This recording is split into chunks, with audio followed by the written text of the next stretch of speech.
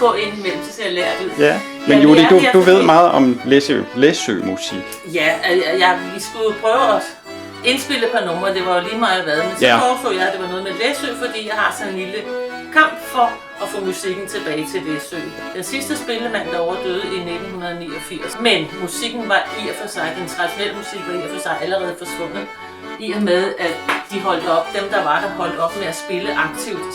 Og det var mest aktivt, det var i Folkedansforeningen og til private fester. Jeg har spillet sammen med Madvi og optaget ham, og han er den mest spændende af dem alle sammen. Han var også den sidste, der var tilbage, og han har ikke været øens spillemand, han har været hjemmespillemand.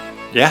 Men hele hans slægt er spillemænd, og han kan det, altså han er den mest spændende i udtrykket, det er ham med de fleste blå toner, og jeg ved ikke hvad. Kan du sige noget om proptrækkeren? Proptrækkeren, det er jo en meget mærkelig melodi, det kan man jo høre, den fiser rundt i alle mulige mærkelige ting, noder og takter. Men den stammer egentlig fra nogle nodeark af ham der, Bjerregaard. Og der har de altså gjort dem til deres egne. Jeg ved faktisk ikke, hvordan den lyder, hvis ikke den er... Altså hvis den er den originale node, kender jeg ikke.